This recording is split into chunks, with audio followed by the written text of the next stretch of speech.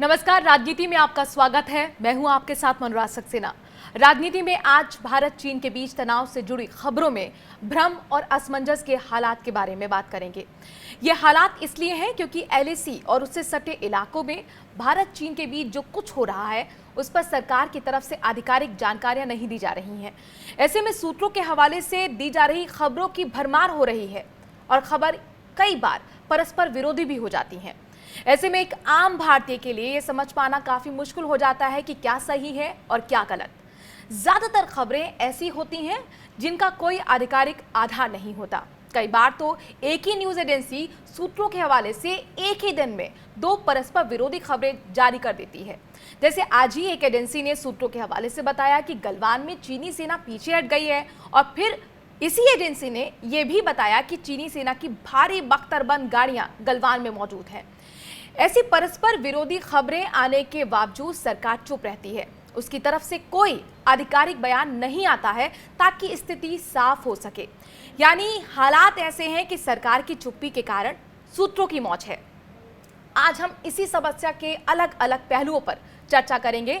इसके लिए हमारे साथ जुड़ रहे हैं रिटायर विंग कमांडर अनुमा आचार्य जी, वरिष्ठ पत्रकार रंजीत कुमार जी, राजनीतिक विश्लेषक महेश वर्मा जी और कांग्रेस के नेता शिव भाटिया जी। आप सभी चारों मेहमानों का बहुत बहुत स्वागत है। महेश वर्मा जी, सबसे पहले मेरा आपसे सवाल है, जिस तरह की खबरें आ रही हैं कि चीनी सेना पीछे हटी, इस बीच मैंने अजय शुक्ला का एक ट्वीट भी पढ़ा और वो बताते हैं कि ये चीन की एक नीति रहती है कि वो 2 कदम आगे बढ़ता है और फिर 1 कदम पीछे चला जाता है, यानी कुल मिलाकर उसका 1 कदम का फायदा हो जाता है। क्या ये जो खबरें आ रही हैं उसी चीन की नीति का हिस्सा समझ में आता है आपको? देखिए, मैं एक बात आपको, इन सब बातों से पहले आपको एक चीज़ समझना होगा कि चीन जो है, जैसे ही ये टेंशन और विवाद शुरू हुआ तो ये चीन ने पहल किया था कि हम बातचीत करना चाहते हैं। बातचीत की पहल भारत ने नहीं करी थी। ये आधिकारिक रूप से भारतीय विदेश मंत्रालय के प्रवक्ता ने बाकायदा एक प्रेस कॉन्फ्रेंस करके इसकी पुष्टि करी थी और उसके बाद लेफ्टिनेंट जनरल लेवल के जो वार्ता हुई, उस वार्ता के बाद जो दुखद घटना घटी और उसमें जिस तरह के हताहत हुए लोग, लेकिन जो सबसे बड़ा विषय है वो ये है कि ऐसे टाइम में आप जितने वार और जितने युद्ध की जब स्थिति होती है, हम लोग भी पत्रकार रहे हैं, हमने तो वार रिपोर्टिंग भी करी है, तो मुख्य रूप से जो चीज़ें स्ट्रेटेजिक होती है उस चीज़ को कमतर ही सेना के लोग शेयर करते हैं। लेकिन हाँ, ये ज़रूर है कि 21 जून से लेके अब तक मैं समझता हूँ और अखबारों में जो चीज़ छपी हुई है उसमें प्रधानमंत्री से लेकर रक्षा मंत्री, प्रधानमंत्री, सीडीएस, जो हमारे सेना के प्रमुख हैं, सभी लोगों ने बयान दिए हैं और अब स्थिति को भी स्पष्ट किया है कि ये स्थिति और इस स्थिति में हम काम कर रहे हैं। वहाँ पे इस तरह की आज वहाँ तनाव है और इस तनाव की दृष्टि से हम ये इनिशिएटिव और ये पहल वहाँ हम कर रहे हैं और उस पहल की दृष्टि से जो सबसे इम्पोर्टेंट बात थी वो ये है, सूत्रों के हवाले से खबर आई है या चीनी विदेश मंत्रालय की तरफ से आई है। चीनी विदेश मंत्रालय का कहना है कि शांति स्थापित करने के लिए अग्रिम मोर्चे पर कुछ कदम उठाए गए हैं। इनमें सैनिकों को वापस हटाने की प्रक्रिया शुरू हुई है। ग्लोबल टाइम्स भी ये कहता है कि दोनों देशों के बीच 30 जून को जो बैठक हुई थी उसी के बाद ये फैसला लिया गया है। सर, अभी तक सरकार की तरफ से, यानी कि भारतीय सरकार की तरफ से किसी तरह का कोई भी बयान या फिर स्टेटमेंट रिलीज नहीं हुआ है। देखिए, चीन की पक्ष की बात अगर ध्यान में रख के आप बात करेंगे कि चीन ने ऐसा कुछ कहा और चीन ने ऐसा कुछ कहा, वो आधिकारिक बात नहीं होगी। अगर चीन कोई भी बात करता है तो वो स्पष्टता के साथ ये आनी चाहिए कि भाई हमने ये चीज़ एक्सेप्ट कर लिया और ये एक ज्वाइंट प्रेस कॉन्फ्रेंस जो है या ज्वाइंट कोई ऐसी स्टेटमेंट जो है दोनों तरफ से आनी चाहिए इसके ऊपर, तो समझ में आता है। वर्मा जी, आपने बहुत अच्छी बात की कि चीन पर हम पूरी तरह से विश्वास नहीं कर सकते, उसके स्टेटमेंट को हम कैसे देखें, यही मैं समझने की कोशिश कर रही हूं। और अगर यहाँ पर भ्रम की स्थिति है तो उसको क्लियर करना क्या भारतीय सरकार की जिम्मेदारी नहीं है? रिटायर्ड विंग कमांडर भी हमारे साथ जुड़िए। सर, मैं आपके पास आऊंगी। अनुमा आचार्य जी, इस तरीके के स्टेटमेंट पर हम कितना भरोसा कर सकते हैं? क्योंकि 2 हफ्ते पहले हमने देखा कि बिहार रेजिमेंट के साथ जो खूनी झड़प चीनी सैनिकों की हुई थी, उस वक्त भी कहा गया था कि फिंगर फोर्ट से 2 किलोमीटर चीनी सैनिक हट गए हैं, लेकिन अभी तक किसी तरह की कोई अपडेट वहां से निकल कर नहीं आई है। तो फिर क्या वेरीफाई और मॉनिटर करने की ऐसे स्टेटमेंट को, ऐसी खबरों को जरूरत नहीं है? मुझे तो ऐसा लगता है कि इस वक्त चीन गोल पोस्ट बना रहा है और वो जिधर चाहता है हम उधर खेलने चले जाते हैं। इस वक्त अगर 2 कदम पीछे गई है तो पूरा ध्यान हमारा वहां है। हम ये भूल रहे हैं कि चीन एक साथ कई मोर्चे खोले हुए हैं हमारे साथ, तो एक तरफ जहां इधर अभी इस समय हमारा पूरा फोकस जो है लद्दाख के ऊपर है, हम ये भूल रहे हैं कि गुजरात और राजस्थान की बॉर्डर के पास भी पाकिस्तान की मदद कर रहा है चीन। पाकिस्तान के बहुत सारे एयरबेसेस मॉडर्नाइज कर रहा है। चीन की करीब 30 कंपनियां उस जगह नेचुरल गैस वगैरह के लिए काम कर रही हैं, और उसके अलावा मीठी के पास गुजरात में इन सब जगहों पर उसने एयरबेस बना रखे हैं, और हमारा पूरा ध्यान इस समय लद्दाख की तरफ है। चीन जैसा चाहता है हम उस तरफ खेलने चले जाते हैं। अब देखिए, जो बात सबसे ज्यादा मुझे उद्वेलित करती है इस पूरे मसले पर, सेना का काम क्या है? सरहद की रक्षा करना। सेना का काम डिप्लोमेटिक डायलॉग्स बनाना नहीं है। कभी भी कोई स्थायी हल आता है तो वो आता है डिप्लोमेटिक डायलॉग से। हमने बहुत कम सुना है, बहुत कम, 2 बार मुश्किल से सुना है, और वो मोनोलॉग्स हैं दोनों जगह के विदेश मंत्रियों के। तो अगर हमें इसका स्थायी समाधान चाहिए, और जो अगर हम चाहते हैं कि हम उस तरफ पहुंचे जिधर जाना है, तो उसके लिए तो डिप्लोमेटिक लेवल पर कोशिशें होनी चाहिए। रंजीत कुमार जी, मेरा आपसे सवाल है, इसी सवाल को मैं आगे ले जाती हूँ। क्या डिप्लोमेटिक लेवल पर कोशिशें कम हो रही हैं, जिस तरह से अनुमा जी का कहना है? नहीं, देखिए, डिप्लोमेटिक लेवल पे हर तरह की कोशिशें जारी है, और मैं आपको दोपहर की ताजा जो नवीनतम जानकारी है उससे अवगत कराना चाहूंगा। भारत और चीन के जो प्रधानमंत्रियों के जो विशेष प्रतिनिधि नामजद किए गए थे सीमा समस्या पर बातचीत के लिए, कल उनकी बहुत लंबी बातचीत हुई है, विभिन्न बातचीत हुई है, मीडिया पर वार्ताएं हुई है, और उसके बाद आज दोपहर सर, आपका ऑडियो क्लियर नहीं, आपके पास दोबारा हम आने की कोशिश करेंगे। श्री भाटिया जी, अब तक आप सरकार से पूछ रहे थे कि भाई क्या आपकी नीति है, कब चीनी सेना पीछे हटेगी, तो आपको जवाब मिल गया, जो कि आज सुबह से तो लगातार ये खबरें फ्लॉट हो रही हैं कि चीनी सैनिक पीछे हट गए हैं। खबरों से बॉर्डर की सिक्योरिटी नहीं होगी, इनकी कथनी और करनी में पहले से ही आप समझ चुके हैं कि कितना फर्क है। आप बताइए, जब फरवरी के अंदर इनके बीजेपी काउंसलर लद्दाख के जब एक याचिका इनको देते हैं प्रधानमंत्री को, उनको कहते हैं कि चीनी हमारे अंदर, हमारे एरिया में घुस चुके हैं, आप कुछ कीजिए, आपने कुछ नहीं किया। जब आप झूला झुला रहे थे तो आपके बॉर्डर के ऊपर वो सड़कें बनाने के बाद जब आप बात करने गए तो वो पीछे नहीं हटे, आपने कुछ नहीं किया। जब आपके जवान 20 जवान शहीद हो गए, तब आप वहां जाके आप अपना हवाई सर्वेक्षण भी करने लगे और 230 किलोमीटर जाके जवानों से मिलने लगे। आपकी हिम्मत बॉर्डर तक जाने की नहीं हुई। इससे साफ जाहिर होता है, जो आप बॉर्डर तक जाने की हिम्मत नहीं कर पाए, आपका बॉर्डर कितना सुरक्षित है और कितना आपने अपने कंट्रोल में ले रखा है। मैं सिर्फ ये पूछना चाहता हूँ, 18 किलोमीटर वाई जंक्शन के ऊपर क्या चीनियों का कब्जा नहीं है? क्या गलवान घाटी के ऊपर जो फोटोएं गार्डियन ने दिखाई हैं, क्या उसके ऊपर उन्होंने अपना स्ट्रक्चर नहीं बना दिया? आप कैसे झुठला सकते हैं? आपके डिफेंस मिनिस्टर कुछ कह रहे हैं, आपके एक्सटर्नल अफेयर मिनिस्टर कुछ कह रहे हैं, वो खुद मान रहे हैं कि वो अंदर चीनी अंदर घुस चुके हैं, और आप गलत और झूठी खबरें अपनी एजेंसियों से चलवा के आप देश की जनता को गुमराह नहीं कर सकते। ये भ्रम की स्थिति क्यों होती है? ये भ्रम की स्थिति क्यों होती है? रक्षा मंत्री कुछ और कहते हैं, प्रधानमंत्री कुछ और कहते हैं, विपक्ष कहता है कि कम से कम क्लैरिटी सरकार को देनी चाहिए। सरकार आखिरकार इससे पीछे क्यों हटती है? क्यों खुलकर नहीं बताती कि चीन ने कब्जा किया है, नहीं किया है? अगर सवाल यहाँ पर, तो आज मेरे सौरभ भारद्वाज को भी सुन रही थी, जो आपके नेता है, वो कह रहे थे अब ये कहा जा रहा है कि चीनी सैनिक पीछे हट गए। तो पीछे हट गए का मतलब ये है कि पहले आए थे, तो आप ये एक्सेप्ट कीजिए कि आए थे चीनी सैनिक। नहीं, सवाल ये है ना कि शिव भाटिया जी ने सारी बातें सुना दी, लेकिन एक बात इनको समझना चाहिए कि आज तक कभी जो आप कह रहे हैं कि किसी प्रधानमंत्री ने इस तरह की हिमाकत, आंख में आंख डालकर चीन के साथ बॉर्डर पे जाकर वहां तक तो जाने की हिम्मत आपके भी किसी प्रधानमंत्री में नहीं थी, जो प्रधानमंत्री इस प्रधानमंत्री ने कर दिया। इंदिरा गांधी जी गई, गलवान घाटी गई वो बात करने आप के जब लिए। बोल रहे थे आप आराम से वो बॉर्डर पर गए, आप उनसे आराम मिलने से, आप क्या बात कर रहे हैं? क्यों झूठ बोल रहे हैं? सारी दुनिया एक एक करके बात करिए सर, दोनों बोलेंगे आपस में तो फिर दर्शकों को कुछ समझ में नहीं आएगा। इंदिरा गांधी भी जा चुके हैं, नेहरू भी जा चुके हैं, आप अपनी बात करिए। महेश वर्मा जी, कहीं नहीं है उस घाटी के, नहीं 1971 में इंदिरा गांधी गई थी गलवान में सर, और नफा में नेहरू जी गए थे 1962 में। का उन्होंने वहां पर सेनाओं का, सेना बल का जिस तरह से मनोबल बढ़ाया है, उसको सलाम और प्रणाम करना चाहिए, और इनके नेताओं के खुद अंदर से झांकना चाहिए कि ये वो लोग हैं जो देश से कितना बड़ा चीजों को छुपाते हैं, चंदा लेते हैं, ये चीन के खिलाफ कुछ नहीं बोलते हैं। उसके बाद ये कहते हैं कि चीन कोई स्पष्टीकरण दे कि चीन ने गलत काम क्यों किया, 1996 का ट्रीटी क्यों तोड़ा। ये उल्टा हमारे ही सरकार को, नहीं महेश वर्मा जी, अच्छी बात है प्रधानमंती नरेंद्र मोदी ले जा रहे हैं, सैनिकों का प्रोत्साहन बढ़ा रहे हैं, लेकिन सर यहाँ पर कांग्रेस का सवाल ये है, सर कांग्रेस का सवाल ये है कि आप सब कुछ वहां पर जाके कर रहे हैं, आप भाषण भी दे रहे हैं, लेकिन इस बीच आप एक बार भी चीन का नाम तक नहीं ले रहे हैं। तो देश को बचाना मुश्किल हो जाएगा। चीन का नाम क्यों नहीं ले रहे? सरकार चीन का नाम क्यों नहीं ले रही? सरकार चीन का नाम लेके कह रही है। मैं तो कह रहा हूं कि चीन के साथ जो हम कर रहे हैं वो आज तक इस देश में कभी हुआ ही नहीं।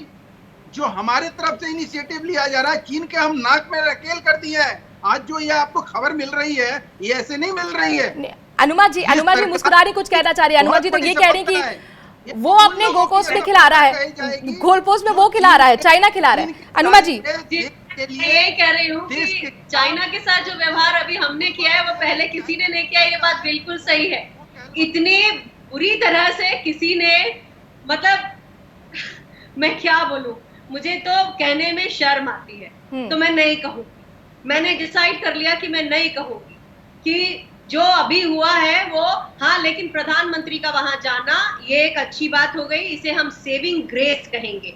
सेविंग ग्रेस इसलिए, एक तो देखिए आज हम बहुत अच्छी तरह से कनेक्टेड हैं। आज कहीं से कहीं जाना, दिल्ली से अगर प्रधानमंत्री ले गए हैं, लद्दाख गए हैं, वो बहुत आसान है। प्रधानमंत्री जो कपड़े पहन के गए हैं उसे ECC क्लोथिंग कहते हैं, एक्सट्रीम कोल्ड क्लाइमेट क्लोथिंग। उसमें 3-4 लेयर्स होती हैं, तो वो बहुत ही अच्छे, उनको अच्छे तरह से पैक करके और वो वहां गए। उनका स्वागत भी हुआ और उन्होंने जो भाषण दिया उससे मनोबल बढ़ा। हर प्रधानमंत्री जब अपनी सेना के पास जाता है तो सेना को लगता है कि हाँ भाई, जिस देश के लिए वो कर रहे हैं उस देश का नेता उसके पास है। लेकिन जहां तक भारत और चाइना के इस डायलॉग्स की बात है, या हम ये कहते, देखिए कहने को तो मैं बहुत बड़ी बातें कह सकती हूँ कि चीन के पास अगर चेंगडू एयरक्राफ्ट है तो हमारे पास राफेल आ जाएंगे, हमारे पास मिराज 2000 है, हमारे पास सुखोई 30 है, अगर उनके पास ये मिसाइल सिस्टम है तो हमारे पास S-400 आ जाएगी, हमारा अग्नि ही काम कर लेगा। असल में हम फुल टर्म वॉर में नहीं जा रहे हैं, तो ऐसे में यहाँ बैठ के ऊटपटांग बातें करने में कुछ नहीं रखा है। मैं मानती हूँ कि ये बड़बोलापन ही है ना, जो हमने पहले बोला। मैं ये बात पूरी करने दीजिएगा मुझे। हमें अगर अक्सई चीन लेना था तो हम ले लेते, हमने इतना ज्यादा उसका प्रचार किया और आज क्या हुआ? अक्सई चीन तो छोड़िए, गालवान में वो आके खड़े हो गए। तो जो बड़बोलापन है ना, इसे छोड़ना पड़ेगा। सेना का साथ दीजिए, सेना आपकी सरहदों की रक्षा करेगी, लेकिन अपने हिस्से के पॉलिटिकल डायलॉग शुरू करिए। पॉलिटिकल डायलॉग्स केवल तब नहीं होने चाहिए जब पीस टाइम हो और आप यहाँ बैठकर हम एक दूसरे को निमंत्रित करें। अरे विंग कमांडर अनुमा जी का कहना है कि सही कोशिशें सही दिशा में नहीं हो रही है। सर मैं आपको पूरा मौका दूंगी महेश जी। रंजीत जी बहुत देर से इंतजार कर रहे हैं। रंजीत जी देखिए, सुशांत सिंह जो कि डिप्टी एडिटर है इंडियन एक्सप्रेस में, उनका भी ट्वीट आया है और वो बड़ा दिलचस्प इस बहस को मोड़ दे रहे हैं। वो ये कहते हैं कि गलवान नदी क्षेत्र में बाढ़ आ गई है और इसीलिए चीनी सेना जहां तक आई थी उससे थोड़ा पीछे गई है। तो क्या इसे डिसएंगेजमेंट प्रोसेस का हिस्सा हम मान सकते हैं, जो इस पर चर्चा चल रही है कि चीनी सैनिक पीछे चले गए? देखिए, आज भारत और चीन के जो विशेष प्रतिनिधियों की बातचीत के बाद जो बयान जारी हुआ है, उस पर यदि हम विश्वास करें तो हम कह सकते हैं कि दोनों सेनाएं पीछे हटनी शुरू हुई है। लेकिन हम चीन की रणनीति भी जानते हैं कि 2 कदम आगे बढ़ो और 1 कदम पीछे हटो। इसलिए चीन अपने सैनिकों को कितना पीछे हटाता है हम अभी पूरा भरोसा नहीं कर सकते। जब तक कि चीन यथास्थिति को नहीं बहाल करता है, 5 मई के पहले के हालात पर वापस नहीं जाता है, तब तक हम चीन के कदमों पर विश्वास नहीं कर सकते। चीन को यह पूरा भरोसा दिलाना होगा कि वास्तविक नियंत्रण रेखा पर 5 मई के पहले जो हालात थे वहाँ वही बहाल किए जाएंगे। और इसके लिए चीन ने कहा है कि वो धीरे धीरे चरणों में कार्रवाई करेगा। तो अभी जैसे कि खबर आई है कि 1 से 1.5 किलोमीटर पीछे चीनी सेनाएं गलवान घाटी में पीछे चली गई हैं। वो अगर जो सही है तो इसका मतलब है कि चीन ने यह कदम उठाया है। और लेकिन सबसे बड़ा सवाल बना हुआ है कि जो पेंगोंग झील का इलाका है, जहां पर फिंगर 4 की चोटी पर चीन की सेना बैठी हुई है, जहां पर चीन की सेना ने भारी तैनाती की हुई है, बंकरें बना लिए हैं, अपनी रक्षात्मक उपाय कर लिए हैं। हाँ। क्या चीन वहां से अपनी सैन्य तैनाती को कम करेगा? यही एक यानी बहुत कुल बड़ा मिलाकर के सवाल बहुत ज्यादा बना उत्साहित हुआ होने है। की इस जरूरत बार नहीं है, इसके मायने नहीं निकालने चाहिए और जल्दबाजी ये होगा कहना कि डी एस्केलेशन का जो प्रोसेस है वो शुरू हो गया है, क्योंकि फिंगरपोर पर क्या गतिविधियां रही और क्या कहा गया था, स्टेटमेंट जो चीन की तरफ से आया था, उसको लेकर अभी तक कोई अपडेट नहीं आया है कि 2 किलोमीटर चीनी सेना गई है पीछे या फिर नहीं। इसके साथ ही हम अब ब्रेक के लिए रुक रहे हैं और ब्रेक के बाद चूंकि बड़ी दिलचस्प मोड़ पर ये अब बहस आकर रुक गई है, जिस तरीके की भ्रम की स्थिति है, कंफ्यूजन जो बना हुआ है चीनी सीमा और भारत सीमा के विवाद को लेकर, उसमें आखिरकार सरकार की चुप्पी क्या सूत्रों के लिए एक फलदायक स्थिति साबित नहीं हो रही है? एक छोटे से ब्रेक के लिए यहाँ पर रुक रहे हैं, इस चर्चा को आगे बढ़ाएंगे।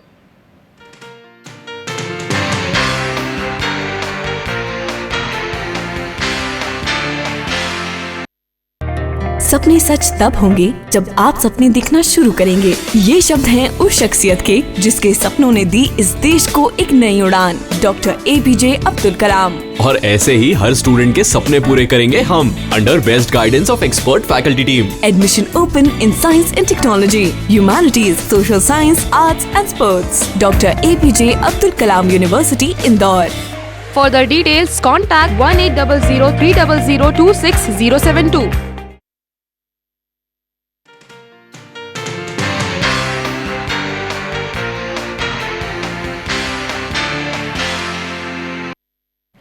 ब्रेक के बाद आपका स्वागत है। महेश वर्मा जी, मेरा आपसे सवाल है, ANI की तरफ से आज 2 खबरें आई। पहली खबर यह आई कि चीनी जो सेना है वो पीछे हट रही है और उसके कुछ देर बाद ही खबर ये आई कि जो हैवी व्हीकल्स हैं चीनी सेना के, वो अभी भी गलवान घाटी में मौजूद हैं। तो क्या ये अपने आप में कॉन्ट्राडिक्टरी नहीं है? तो ये भ्रम की स्थिति आखिरकार सूत्रों के हवाले से जो खबर आती हैं कितना फैला देती हैं और ये कितना नुकसानदेह आप समझते हैं?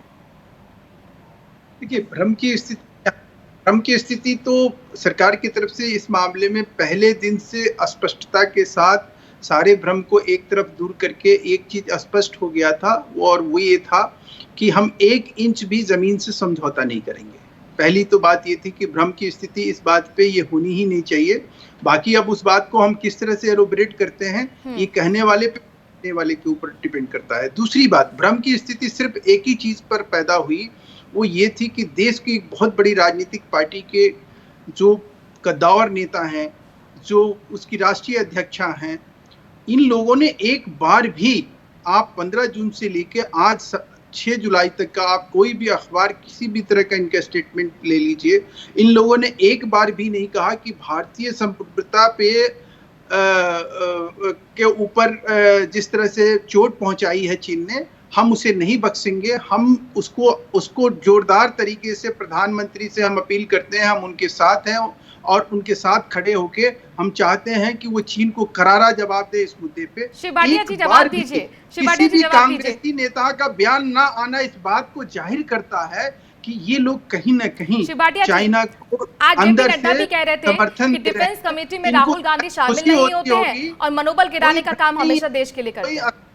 सरकार ने हर एक चीज को ये चुप होंगे तो मैं बात करूं।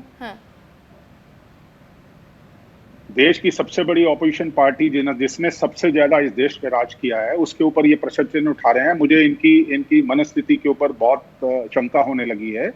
जब एक प्रधानमंत्री इस देश का झूठ बोलने लगे और उसके कोलीग उसको कॉन्ट्राडिक्ट करने लगे, जैसे कि डिफेंस मिनिस्टर ने किया, जैसे एक्सटर्नल अफेयर मिनिस्टर ने किया, और जैसे गलवान घाटी की तस्वीरें बोल रही हैं, वो तस्वीरें अगर आपने नहीं देखी हो तो मैं दिखा देता हूं। ये 23 मई की है और ये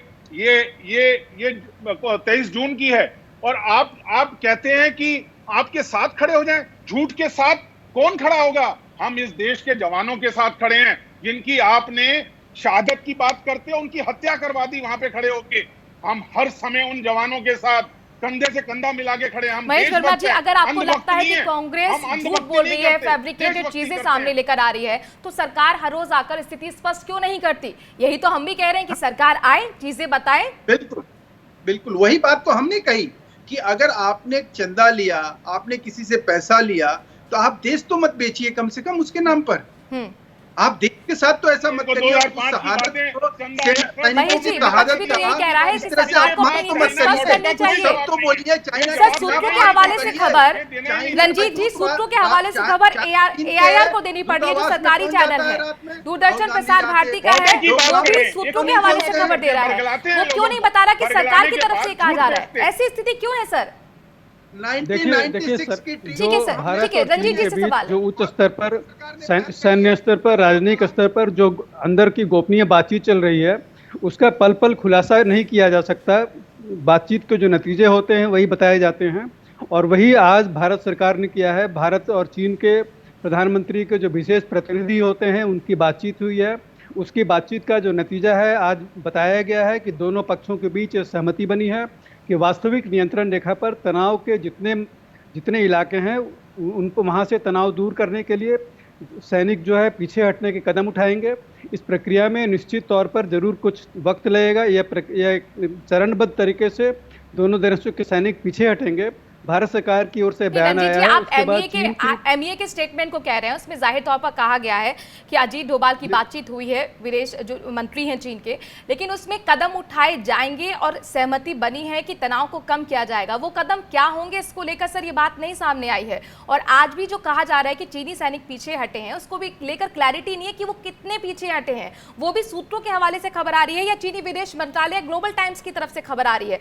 अनुमा आचार्य जी, ये क्या आपको सोच देखती है? सरकार खुलकर इन चीजों पर बात करने से क्यों बचती है? इसके पीछे क्या रणनीति, क्या सोच रहती है? मैं आपको एक बात याद दिलाऊंगी, क्यूबन मिसाइल क्राइसिस बहुत फेमस है, आप गूगल सर्च करिए। उस समय जॉन एफ कैनेडी ने, उस समय अमेरिका चाहता था कि एकदम रशिया के लिए रिएक्ट करे अमेरिका, लेकिन जॉन एफ कैनेडी ने कहा कि मेरा निर्णय ना लेना भी एक निर्णय है। यानी कि एक स्ट्रैटेजी होती है कई बार सरकार की कि हम ये इस पे निर्णय नहीं लेंगे, अभी बात नहीं करेंगे। लेकिन जॉन एफ कैनेडी ने क्या किया था? उस समय एक कंसेंसस बिल्ड किया था, अंदर एक तरह का आपसी, मतलब उनके जो विपक्षी थे उनके साथ भी एक तरह का कंसेंसस किया था, और वो प्रोएक्टिव सरकार की तरफ से होना चाहिए था। तो ये मेरा इस पे कोई खास कहना नहीं है और ज्यादा, पर मैं समझती हूँ कि जब कोविड था तो भी एक जॉइंट टास्क फोर्स बनना चाहिए थी। इन सब चीजों में हमने एक अच्छे जिम्मेदार नेतृत्व का परिचय नहीं दिया है। दूसरी बात मैं आपसे ये कहूंगी कि ये जब इस सरकार के साथ मुझे जो मेरा प्रॉब्लम है, मैं फौज में रही हूँ, हम डिवीजन ऑफ लेबर समझते हैं। डिवीजन ऑफ लेबर का मतलब है आपका काम आप करेंगे, मेरा काम मैं करूंगी। यहाँ अगर एमईए का अगर कोई मुद्दा है तो उस पर अजीत डोभाल साहब बात करते हैं, अगर रक्षा मंत्रालय का है तो उसके ऊपर विदेश मंत्री बात करने लग जाते हैं, और फिर और किसी चीज का है तो उस पर रोड के जो राज्य मंत्री हैं वो बात करने लग जाते हैं। तो मुझे लगता है कि सरकार बहुत क्लियर नहीं है कि किसने क्या बयान देने हैं, वो उसकी तरफ का हिस्सा है। लेकिन मेरा ये मानना है कि इसमें कंसेंसस बिल्ड होने चाहिए, और अल्टीमेटली जो पॉलिटिकल विल है वही हमको सही सोल्यूशन दिलाएगी। सेना को वहां खड़ा करके हम केवल सरहद की रक्षा। जवाब दीजिए, ट्रांसपेरेंसी नहीं दिखती है अनुमा जी को सरकार की नीतियों में? ये विंग कमांडर कब से कब तक रही है मुझे मालूम नहीं है, और ये किस टास्क फोर्स की बात कर रही है, इनका 24 साल सर्विस है मेरी और वेटरन।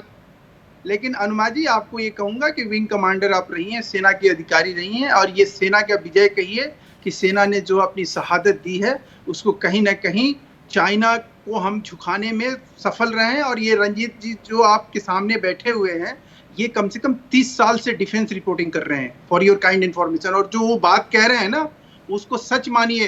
रंजीत बाबू की बात जो है ना, अल्टीमेट माना जाता है। हम पत्रकारों में उनसे सबको अपने विचार रखने का हक है।